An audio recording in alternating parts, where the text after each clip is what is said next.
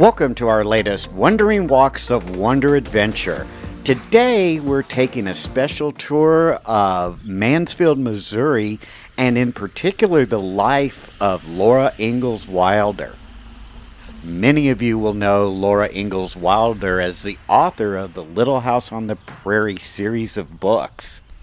And in this town, and in the home that we will see here in just a little bit, we will explore a little bit about the life of Laura Ingalls Wilder here in Mansfield. Before heading to the Laura Ingalls Wilder home, let's take a little bit of look at Mansfield itself and a little bit about the history. Mansfield was first settled in the 1850s by pioneers and homesteaders that were attracted to the rich timber and fertile land here in the Ozarks part of Missouri. The town was officially platted in 1882 and named after F.G. Mansfield, a railroad official who played a key role in routing the St. Louis-San Francisco Railway, or what's known as the Frisco Line, through this area. The region's economy then and today centers on farming, livestock, and fruit orchards, particularly apples and peaches. Mansfield became known as a shipping point for area farmers thanks to the nearby railroad depot. Businesses such as mills, general stores, blacksmiths, and hardware shops flourished around the growing town square. But in 1894, Laura Ingalls Wilder changed the town when she and her husband Almanzo and their daughter Rose moved from South Dakota to a small, undeveloped piece of land just outside of Mansfield. They named their homestead Rocky Ridge, and over time, Laura became one of Mansfield's most famous and enduring residents, completing most of her writing while living in this town.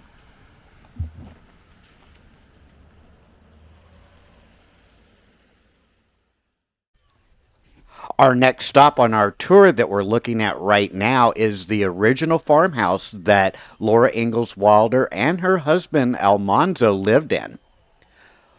Laura and her husband Almanzo moved to Mansfield in 1894 with their daughter Rose.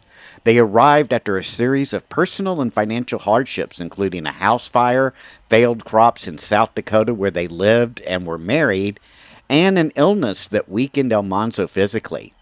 They chose the Ozarks because of its fertile land, mild climate, and opportunity for a fresh start. When they arrived, the land was undeveloped and very rugged with thick woods and rocky soil. Hence, they named this farm the Rocky Ridge Farm. They first lived in a one-room cabin and later a two-room structure with a lean-to, which they built themselves using available timber. Over their years, as their financial situation improved, they added rooms piece by piece, creating this modest but comfortable farmhouse. The house that stands today wasn't built all at once. It evolved over nearly 2 decades, primarily through Almanzo's craftsmanship and Laura's planning. By the 1910s, the house included a parlor with a fireplace, multiple bedrooms, a kitchen and pantry, and a wraparound porch. When we take a look inside, many of the features that we see, such as the stone fireplace and woodwork, were all handmade by Almanzo himself. And Laura's attention to natural light, simple comforts, and practicality is evident throughout the home. Laura worked hard on the farm, raising chickens, planting orchards, and helping Almanzo with livestock. But in her 50s and 60s, she began writing magazine columns and later her books from a small desk that we'll see here inside the farmhouse. Although she wrote the first 4 Little House books at the nearby Rock House, which we'll see here in just a little bit, she returned to this farmhouse in 1936 and wrote the rest of the series. Laura and Almanzo lived in the farmhouse until their death. Almanzo died in 1949 and Laura in 1957. This home has been carefully restored to reflect how it looked when Laura lived there, with many original furnishings, clothing, dishes, books, and personal belongings still on display. We'll now move inside and take a look inside the house. The first room we're looking at is the kitchen. Laura's wood cook stove is from 1905 and came from Montgomery Ward.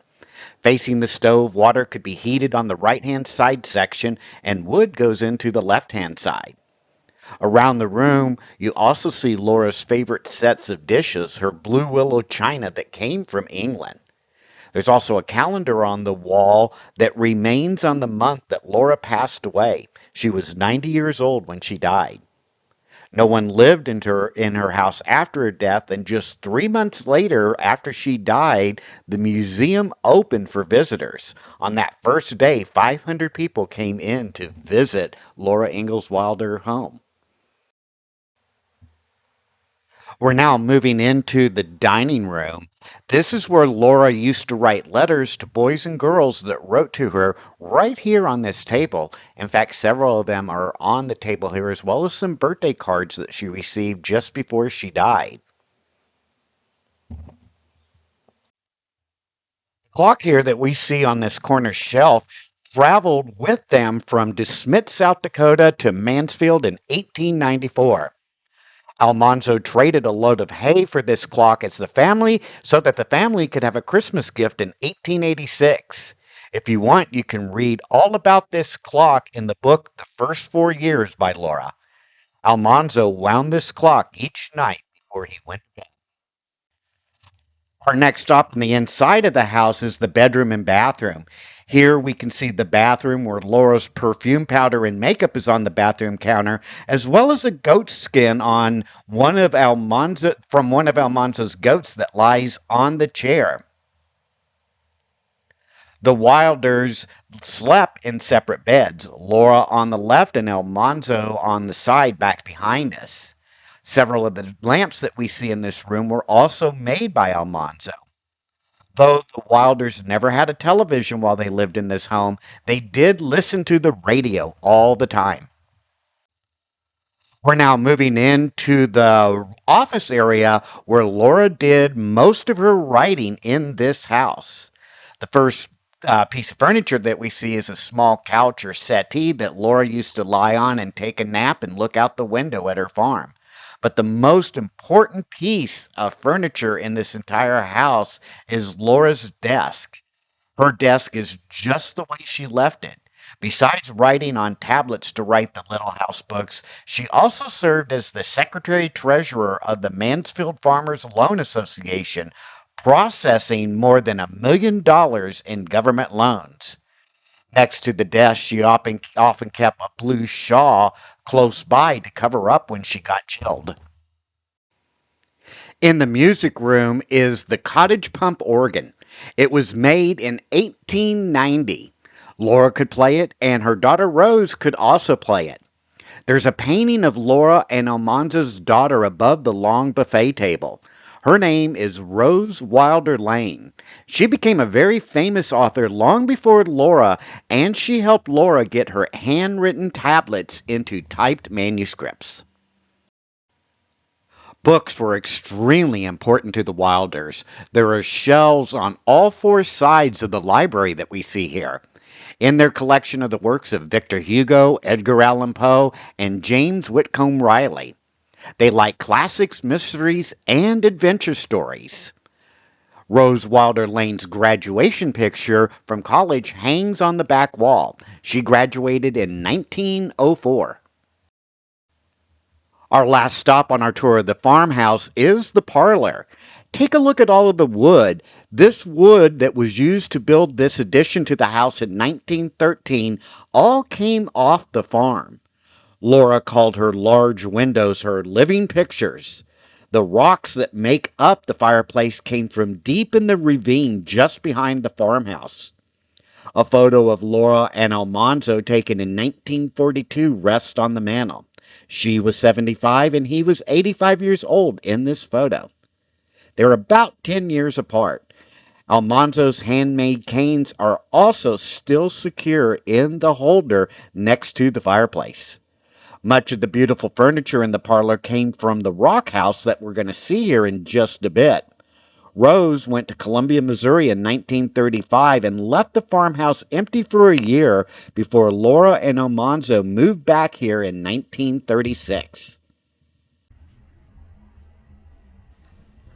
In 1928, Rose Wilder Lane came home from her travels abroad and wanted to build a retirement home for Laura and Almanzo. Picking a spot on the backside of Rocky Ridge Farm, just a little bit away from the farmhouse that we saw, Rose had the rock house constructed. Country Gentleman magazine purchased a cereal called Cindy from Rose for the sum of $10,000, a huge amount at that time. Rose put the proceeds of this article and more into the project for a total cost of about $11,000. Rose hired an architect, Eugene Johnson, from Springfield, Missouri. She purchased plans from the Special Home Supplement of the Sears Roebuck and Company catalog. An English cottage plan was chosen called the Mitchell. Construction of the rock house began in August of 1928 and lasted through December, at which time Rose presented the keys to her parents at Christmas time. The rock house then became Laura and Almanzo's home for the next 7.5 years, and Laura wrote the very first 4 Little House on the Prairie books before she and Almanzo moved back to the farmhouse later in life. Laura and Almanzo kept the rock house as a rental until 1943 when it was sold.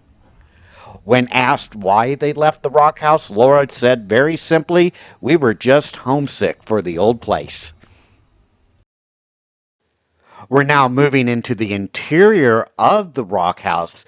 You will see it's kind of Spartan, not a lot of furniture here because much of that was moved back to the old farmhouse when Laura and Almanzo returned there. But the first room that we see is the living room. The French doors in front of us offer a sweeping view of the lawn and the beautiful Ozark mountainsides. The drapes here have been replicated to match what was in the house at the time that the Wilders lived here.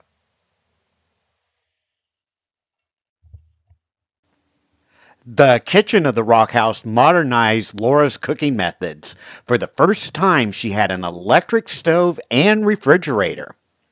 The lower cupboards were all replaced, but the 1928 original upper cupboards were stored in a nearby barn and installed back to their original state. The top kitchen cabinets, thought to be lost, or recovered during the restoration process. They were located in the barn on the property and positively authenticated as being part of the original kitchen by the railroad freight tag, which was still glued to the underside of the cupboard, labeled with the name A.J. Wilder. The wooden kitchen table and chairs were purchased by Laura around 1920. She painted all the trim work in the kitchen. The bathroom was a costly and ultra-modern part of the 1928 house build. The tile, sink, and bathtub are original. Notice how low the shower head was placed for the Wilders, as they weren't very tall. The bed and dresser belonged to the Wilders and were brought over from the farmhouse here in the bedroom. Laura's Singer sewing machine is still in this room. Located on the right side of the plan, the entrance to which is from the dining room through a small hallway gave them a little bit of privacy in this area. Each bedroom had an exceptionally large closet and was well lighted. A good sized linen closet is also designed to open up off the hallway. Another wide armchair sits in the rear bedroom. The beauty and excellent condition of the interior doors and customized closets attest to the skill of the craftsmen.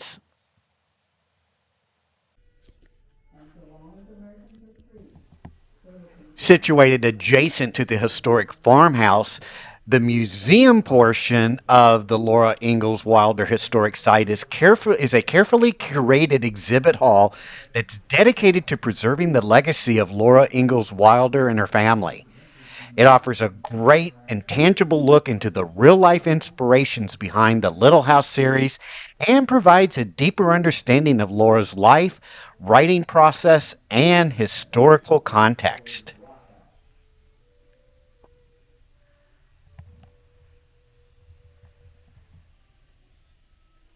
One of the most iconic and beloved items in the museum is the actual violin owned and played by Charles Pa Ingalls, Laura's father. The fiddle is a central symbol throughout the Little House books, where it is often described as bringing joy and comfort to the Ingalls family during hard pioneer days. It's displayed in a glass case, and there are also recordings of traditional songs Pa might have played that are available at various listening stations around the violin. As we wander throughout the rest of the museum, we'll see handwritten drafts, edited manuscripts, and type pages from many of Laura's works, including early drafts of Pioneer Girl, her original adult memoir that later inspired the Little House series. We'll actually see Laura's actual handwriting, along with editorial notes many believe to be from her daughter Rose Wilder Lane, providing insight into their collaboration and writing process. The museum also features a remarkable collection of household items, clothing, and tools used by the Wilder family. As we go through the museum, we will see such things as Laura's sewing machine, which she used not only for home projects, but also to supplement her family's income during harsh financial times.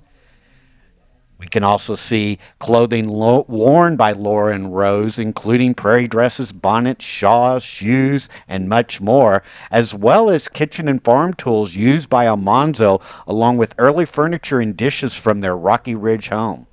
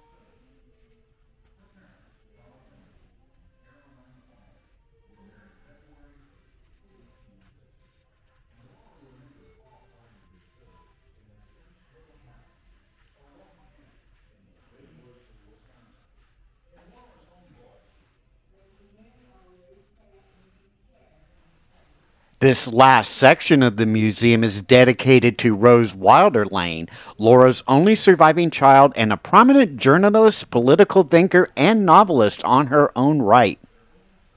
Here we see her writing office, a replica of her writing office, including the typewriter that she used, as well as first editions of Rose's novel and her work as a war correspondent in World War I.